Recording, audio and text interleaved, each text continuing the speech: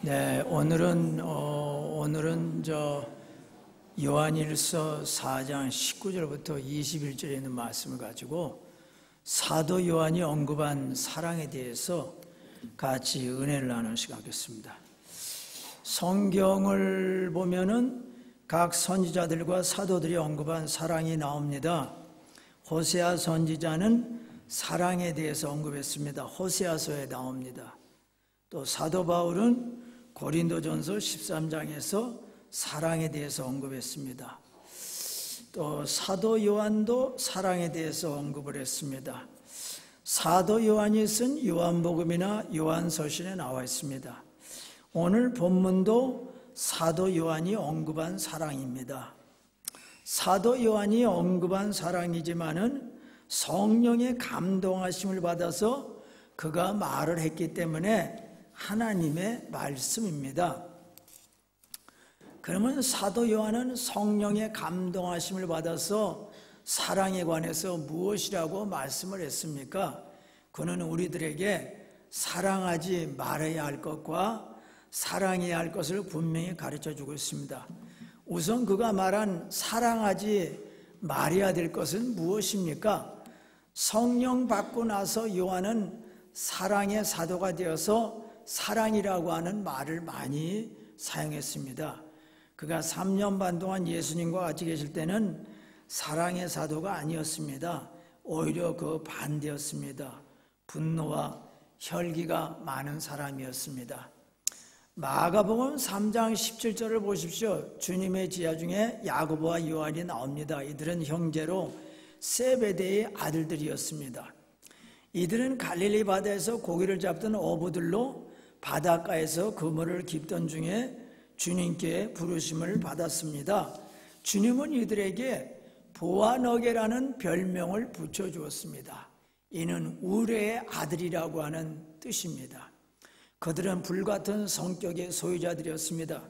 한 번은 이런 일이 있었습니다. 예수님의 제자들이 끌고 예루살렘으로 올라가는 길에 사마리아의 한 촌을 지나가게 되었습니다. 그런데 그 마을 사람들은 예수님 일행을 영접하지 않았습니다. 그러자 이에 격분한 야고보와 요한 형제는 하늘에서 불을 내리도록 명하여 그 마을 전체를 불태워버릴 것을 주님께 제안했습니다. 실로 야고보와 요한은 자신들을 영접하지 않는다는 이유 하나만으로 한 마을 전체를 몰살시키려 한 과격한 우리와 같은 사람이었습니다. 그들이 보아너게란 별명을 얻은 것도 이 사건이 직접적인 계기가 되었을 것입니다. 그런데 이처럼 불같은 성격의 소유자였던 이들이 훗날 어떻게 변화됐습니까? 야고보와 요한은 형제지만 아주 다른 삶을 살았습니다. 즉 야고보는 사도 중에 최초의 순교자가 되었지만은 요한은 사도들 중에 유일하게 순교하지 않고 자연적인 수명이 닿을 때까지 복음을 전파하며 살았습니다. 때문에 야고보에 대한 기록은 거의 없는 반면 요한에 대한 기록은 많습니다. 요한은 신약의 5권의 책을 저술했습니다. 그 저작들 중에 관심을 끄는 것은 요한일서입니다. 요한일서는 사랑의 서신입니다. 국률과 자비가 없던 요한이 사랑의 사도가 되었습니다. 무엇이 이처럼 요한의 성품을 180도 변하게 했습니까? 그것은 그가 마가 요한의 다락방에서 성령 세례 받고 나서였습니다. 우려와 번개와 같은 성품에서 사랑의 성품으로 변화됐습니다. 그래서 그 이후부터 그는 사랑이라고 하는 단어를 많이 사용했습니다. 그런데 그는 사랑하지 말아야 할 것과 사랑해야 할 것을 말씀하고 있는데 그가 언급한 사랑하지 말아야 할 것은 이것입니다. 요한일서 2장 15절부터 17절에 보면은 이 세상이나 세상에 있는 것들을 사랑하지 말라. 누구든지 세상을 사랑하면 아버지의 사랑이 그 안에 있지 아니하니 이는 세상에 있는 모든 것이 육신의 정욕과 안목의 정욕과 이생의 자랑이니 다 아버지께로 온 것이요 세상으로부터 온 것이라. 이 세상도 그 정욕도 지나가되 오직 하나님의 뜻을 행하는 자는 영원히 거하느니라. 세상과 세상에 있는 것들은 사랑하지 말라고 그랬습니다. 이 뜻이 무엇입니까? 우리의 눈으로 보이는 이 세상의 모든 것, 즉 하늘이나 산이나 바다나 나무나 꽃이나 동물들이나 땅이나 건물이나 차나 슈퍼마켓이나 학교나 병원이나 음식물이나 식물들이나 또는 스마트폰이라든지 냉장고, 축구, 테니스, 약들, 의사, 백화점, 경찰, 화장품, 금은보석, 가전제품, 공장들, 냉장고, 음식점, 학교, 테레비, 호텔, 은행, 공장, 책들, 돈 자체, 휴가, 오페라하우스, 이런 것들을 사랑하지 말라고 하는 뜻입니까? 아닙니다. 사도 요한이 말한 이 세상과 이 세상에 있는 모든 것은 이 세상을 지배하고 있는 영적인 세력인 마귀가 갖다주는 죄악들과 그가 사람들을 유혹하여 타락하게 만드는 모든 것을 의미합니다.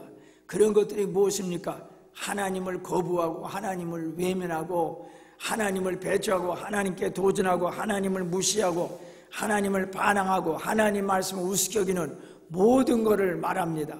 그래서 하나님께 도전하는 세속주의, 또는 하나님께 도전하는 가치관, 또 하나님께 도전하는 유행의 물결, 또는 이런 인생관, 우리는 자유와 민주주의와 인권이 보장된 사회에 살기 때문에 내 마음대로 살고 싶은 욕망이 있습니다. 그래서 하나님도 내 삶을 간섭하지 말라, 내 멋대로 살겠다, 이런 지나친 개인주의 혹은 영적인 삶을 아예 무시하고 육신 위주로 사는 삶, 경건의 삶을 부인하고 육신 쾌락주의로만 사는 삶을 말합니다.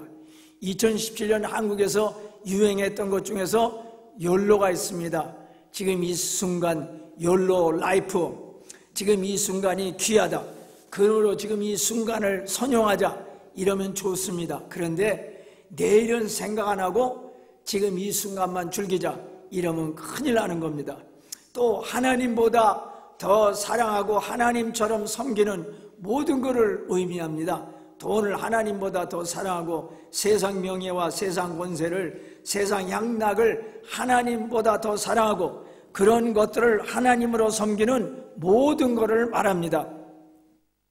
요한일서 2장 16절 17절에 보니까 이는 세상에 있는 모든 것이 육신의 정욕과 안목의 정욕과 이생의 자랑이니 다 아버지께로부터 온 것이 아니요 세상으로부터 온 것이라. 이 세상도 그 정욕도 지나가되 오직 하나님의 뜻을 행하는 자는 영원히 거하느니라.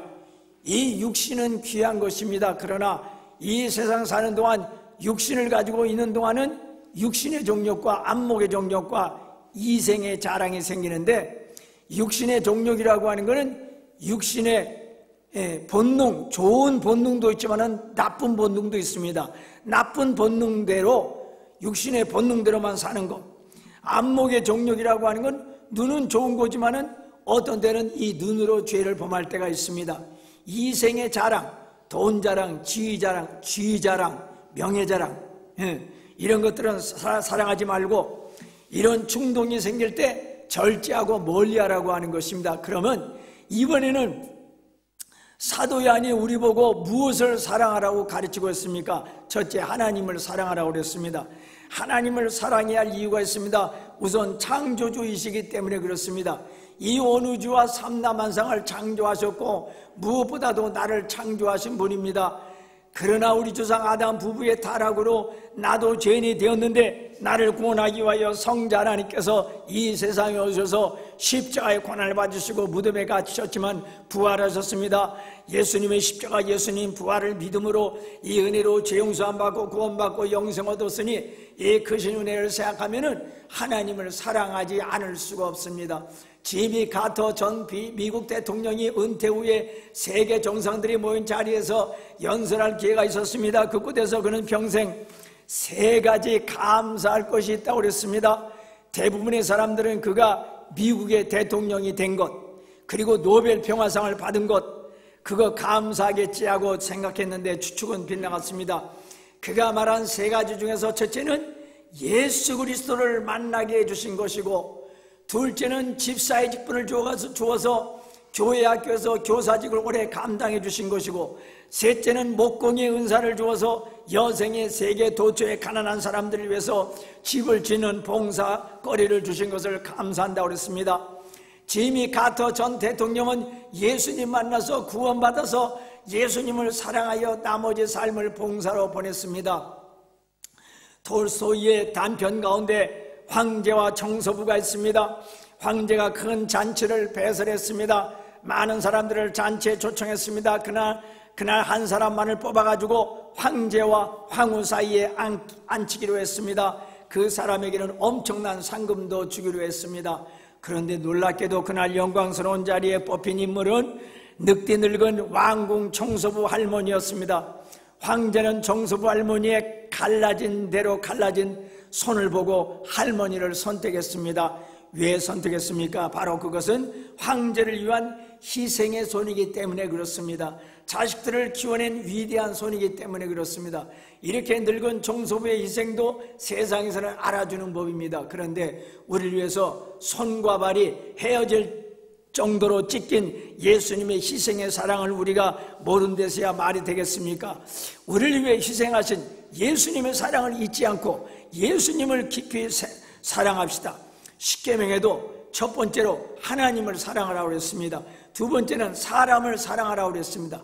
예수님도 지상에 계실 때 마태복음 22장 37절부터 4절 보니까 말씀하시기를, 예수께서 이르시되 내 마음을 다하고 목숨을 다하고 뜻을 다하여 주 너희 하나님을 사랑하라 하셨으니 이것이 크고 첫째 되는 계명이요 둘째도 그와 같으니 내 이웃을 내 자신같이 사랑하라 하셨으니 이 두 계명이 온 율법과 선지자의 강령이라. 첫째가 하나님을 사랑하라고 하셨습니다.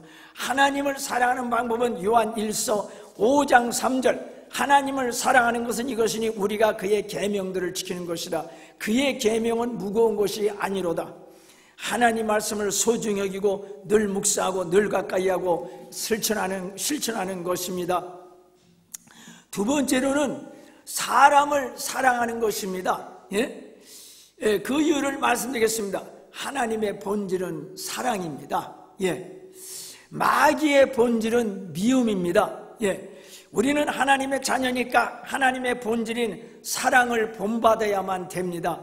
요한복음 3장 16절 하나님이 세상을 이처럼 사랑하사 독생 성자를 주셨으니 이는 그를 믿는 자마다 멸망하지 않고 영생을 얻게 하려 하심이라.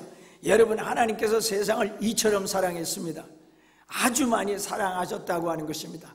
엄청나게 말할 수 없이 크게 사랑한다는 것입니다. 하나님이 사랑하는 세상은 사람입니다. 인류입니다.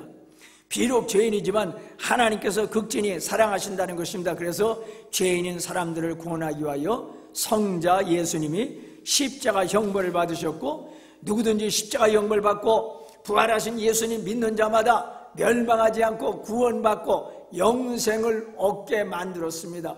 이처럼 하나님은 나 같은 죄인도 예수님을 믿게 해서 구원시킨 사랑이 많으신 하나님이시니 이 크신 사랑을 맛본 우리도 하나님을 본받아서 사랑의 사람이 되라고 하는 것입니다. 헨리 드러먼드 목사님이 리빙스톤이 죽은 지 3년 후에 그의 사역지였던 아프리카 대륙을 방문을 했습니다. 그는 리빙스톤이 어떻게 선교를 했기에 그렇게 성공적인 사역을 할 수 있었는지에 대해서 매우 궁금해하고 있었습니다. 그는 선교 현장에서 만나는 사람마다 그 원주민들을 붙들고 물었습니다. 리빙스톤 선교사에 대하여 이야기해 줄 수 있습니까? 그런데 하나같이 대답하는 말이 있었습니다. 그것은 바로 이 한마디였습니다. 그는 우리를 사랑했다. 리빙스톤이 검은 대륙을 복음하여 있었던 비밀은 어떤 신기한 능력이 있었던 것이 아닙니다. 그것은 오직 사랑의 힘입니다. 자기 가족도 아니고 자기 동족인 영국 사람도 아니고 언어와 피부와 생활 습관이 전혀 다른 아프리카 사람을 사랑한 그 힘이었습니다. 사도 요한이 저자인 요한 1서 1장, 2장, 3장, 4장, 5장을 보면은 미움과 사랑이라는 단어가 여러 번 나옵니다. 예를 들면 요한일서 2장 9절 10절에 보니까 빛 가운데 있다면서 그 형제를 미워하는 자는 지금까지 어둠에 있는 자요, 그의 형제를 사랑하는 자는 빛 가운데 거하여 자기 속에 거리낌이 없으나 이렇게 말씀했습니다. 나는 지금 누구를 미워하고 있습니까? 그 사람은 지금까지 어둠에 있는 자라고 말씀하고 있습니다.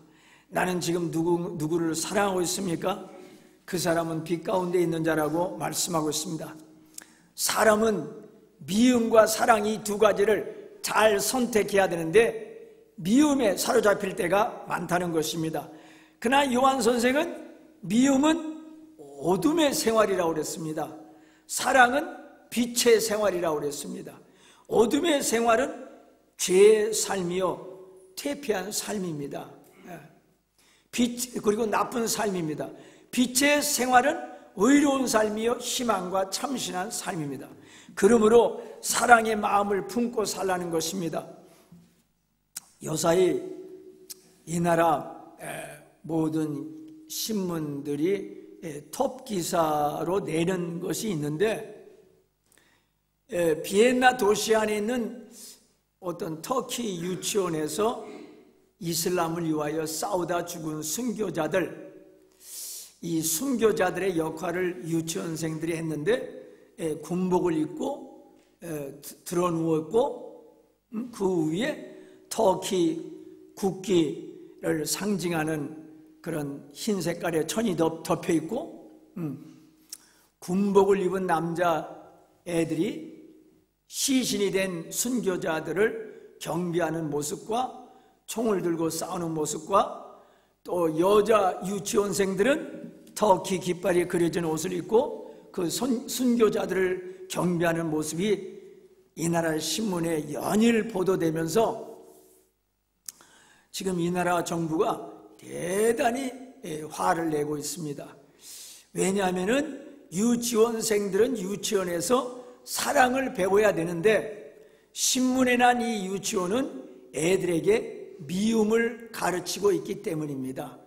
즉 이슬람을 반대하면 죽여라, 이슬람을 전파하기 위해서는 순교하라, 은근히 서방 기독교인들을 미워하는 이런 것들을 아이들에게 주입시키기 때문에 이 나라 정부에서는 화가 나서 말하기를 우리는 너희 유치원에 재정적으로 후원해 주면서 애들을 올바르게 키워라 했는데 너희들은 돈을 받으면서 애들에게 타민족과 기독교인들을 미워하게 만들고 이슬람 안 믿는 사람들과 싸우는 법을 가르치고 이슬람의 순교자로 만들다니 하고 화가 잔뜩 나서 왜 애들을 그렇게 교육시켰는지 설명하라. 설명 안 하면은 어떤 조치를 취하겠다고 강경하게 나가고 있습니다. 여러분, 애들이 사랑을 배우는 것이 중요하죠. 싸우고 죽이고 이게 아니라 화목하고 사이좋게 지내고 사랑하고, 이것은 우리 어른들에게도 중요한 것입니다. 유대 라피의 탈무드에는 이런 유명한 이야기가 있습니다. 이스라엘의 두 형제가 살고 있었습니다. 형은 결혼을 하여 아내와 아이도 있었습니다. 아우는 아직 독신입니다. 이들 형제는 농부였는데 아버지가 세상을 떠나자 재산을 나눠 가지게 되었습니다. 수확한 사과나 옥수수는 서로 공평하게 이등분하여 각자의 곳간에 넣었습니다. 밤이 되자 아우는 이런 생각이 들었습니다. 형은 아내와 자녀들이 있으므로 여러모로 어려울 테니까 내 몫을 조금 나누어 줘야겠다. 그리고는 형의 곳간에 상당한 분량의 곡식을 몰래 되돌려 주었습니다. 그런데 밤이 되자 형도 이런 생각이 들었습니다. 나는 아이가 있으므로 노후에는 부양받을 수 있지만은 아우는 독신이니까 노후를 위하여 비축하지 않으면 안 될 것이라고 말했습니다. 그래서 형 역시 옥수수와 사과를 아우의 곳간으로 옮겨 놓았습니다. 아침에 깨어나서 각자 자기의 곳간으로 간 형과 아우는 어제와 똑같은 분량의 수확물이 놓였음을 발견하고 놀랐습니다. 이 두 형제는 서로 사랑했습니다. 우리는 두 형제의 사랑을 배워야 되겠습니다. 요한일서 4장 11절에 사랑하는 자들아, 하나님이 이같이 우리를 사랑하셨은즉 우리도 서로 사랑하는 것이 마땅하니라.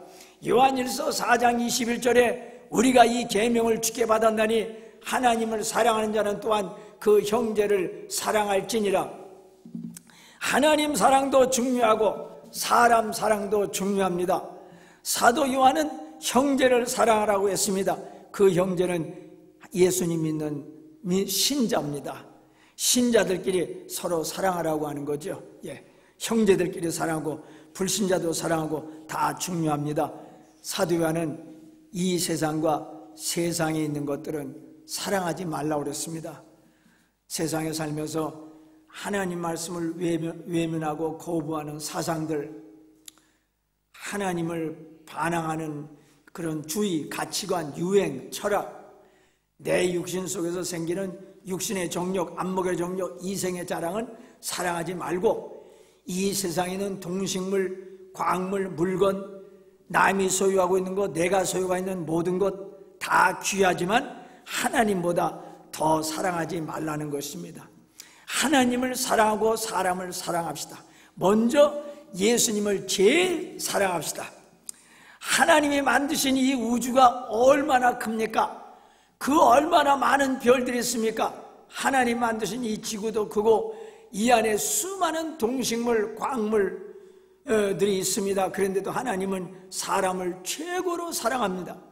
키가 2m도 안 되는 작은 나를 사랑하십니다. 그러므로 우리도 이 세상과 이 우주에 있는 그 무엇보다도 내 가족과 이웃과 친구와 친척과 동족들, 외국인들 사랑의 마음으로 대하시기를 주님의 이름으로 축원합니다.